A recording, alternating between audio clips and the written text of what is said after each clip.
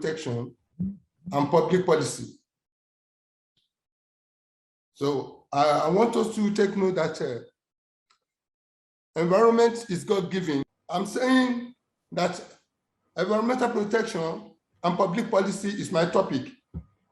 So I'm saying as part of introduction that environment is given to us by God, and it's given to us to help us to live long.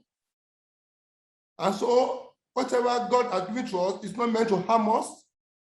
It's not meant to hurt us. It's not meant to bring us into trouble.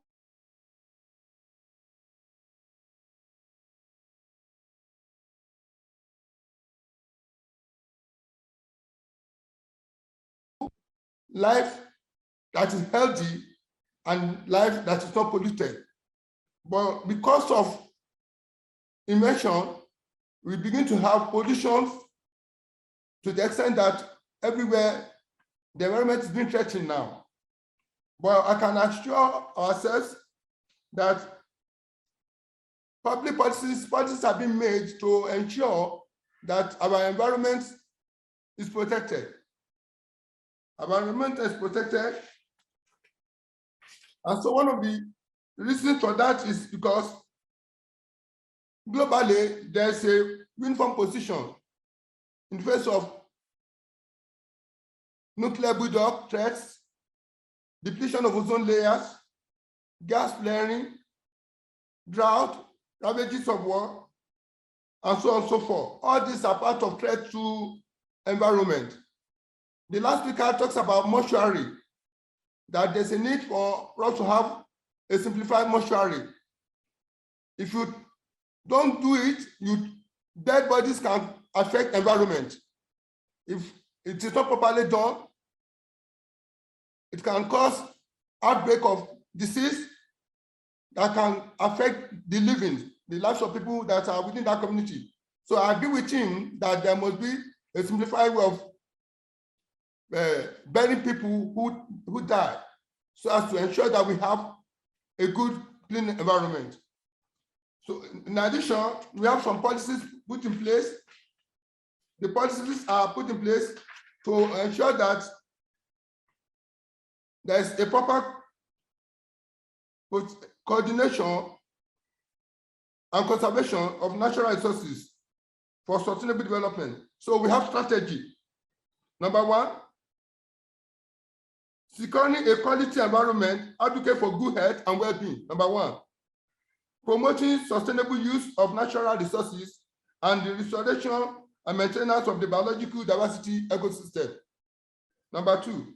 Number three, promoting an understanding of the essential linkage between the environment, social and economic development issues. Number four, encouraging individual and community participation in environment improvement initiatives, because everyone is a stakeholder in the issue of environment.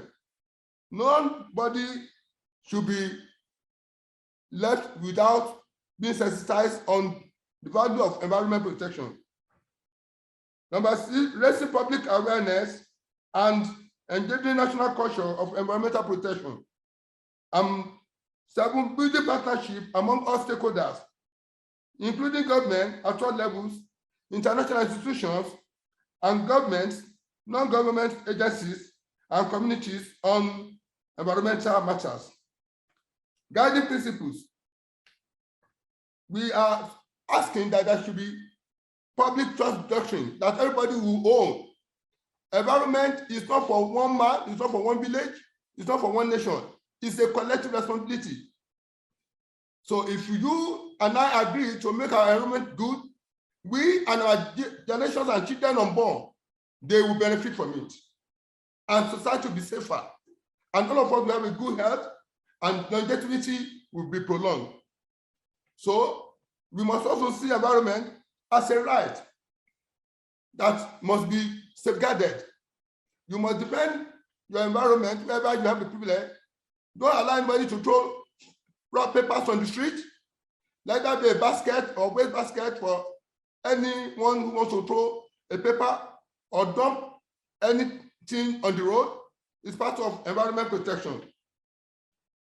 More so, when anyone violates any instance of environment pollution, desecration, or degradation, the person should be sanctioned so that that person can take note of it and then in future correct himself or herself.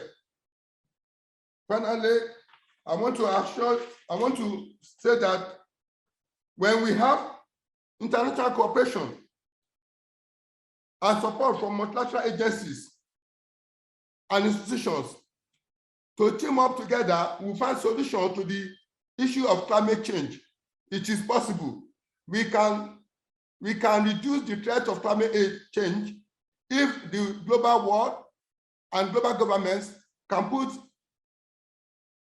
together and seek to find a common solution. With man, nothing shall be impossible because man has the power to do so. Summary and conclusion. Fundamentally, therefore, the world is revisiting the noble ideal of promoting environmental stability, conservation, and management of natural resources, air and atmospheric resources.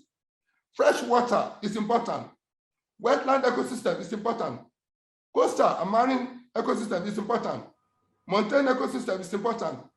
Salmon ecosystem is important. Forest ecosystem is important. Sir, you have a minute to conclude. Important. Sir, you have a minute to conclude. It's important. And so all of us, therefore, must team together. We must study and team together to ensure that our environment is protected for our own good and for the good of our children and for generations unborn. Thank you very much. Thank you very much, sir, for your very good presentation.